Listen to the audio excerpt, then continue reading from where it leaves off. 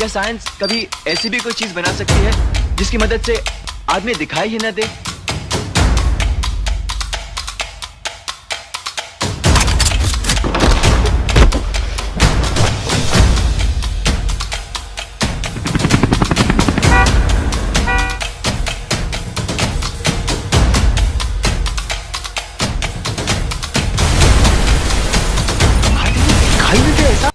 क्या हुआ मिस्टर दीक्षित की लैब में? क्या मिस्टर दीक्षित ने कैद किया है आरव के पिता को?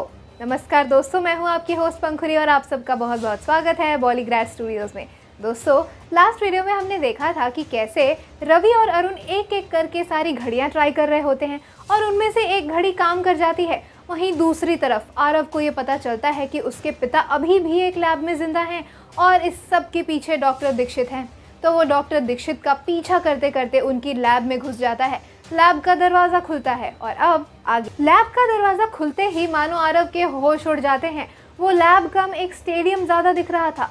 इतना बड़ा लैब था वो कि चलते चलते उसका रास्ता ख़त्म ही नहीं हो रहा था और रास्ते पे चप्पे चप्पे पे बहुत सारी मशीन्स लगी हुई थी। जब आरव मिस्टर दीक्षित का पीछा कर रहा था तो वो उनका पीछा करते करते एक ऐसी जगह पर पहुंचा जहां पर डॉक्टर दीक्षित एक रूम में घुसे और गार्ड्स बाहर ही रुक गए, लेकिन फिर भी आरव मौका देखकर उस रूम में घुस गया और छुपकर वहां पर क्या हो रहा है वो देखने लगा। उसे दिखाई दिया कि उस लैब में एक रूम है जहां पर एक टेबल पे एक आदमी बैठा है अधमरी सी हालत में। जब मिस्टर दीक्षित ने इशारा किया तो एक गार्ड ने उस आदमी के बाल पकड़कर उसका सर ऊपर किया। ये देखकर आरव के होश उड़ जाते हैं, क्योंकि वो आदमी और कोई नहीं बल्कि आरव के पिता मिस्टर आहूजा ही होते हैं। डॉक्टर दीक्षित मिस्टर आहूजा से कहते हैं, हमारी कंपनी के one of the best scientist, तुम कितने होनहार हो, ऐसी मशीन बना डाली जो कभी भी कहीं भी सुनामी लेकर आ सकती है, लेकिन अफसोस तुम उतने ही बेवकूफ़ भी हो।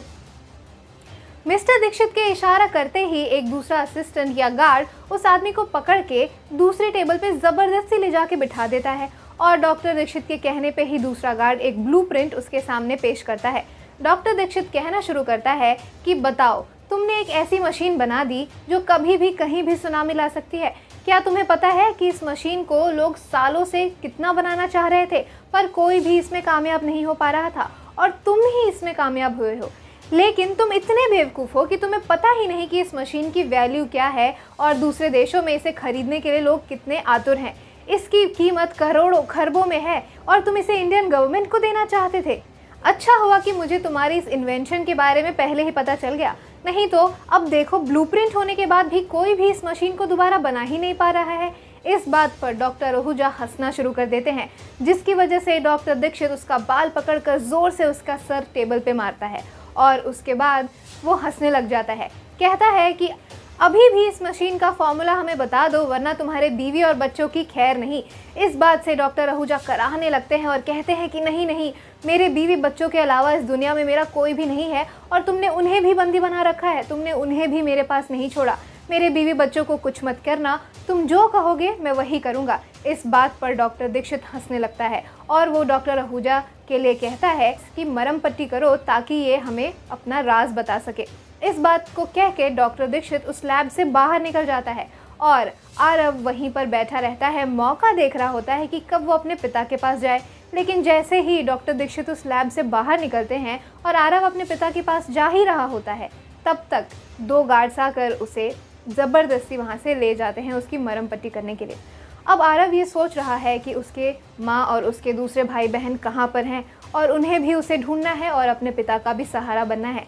तो कहानी आगे बहुत ही ज़्यादा इंटरेस्टिंग होने वाली है और इसके आगे क्या होगा, इसके लिए आपको बॉलीग्राड स्टूडियोज़ को सब्सक्राइब करना होगा।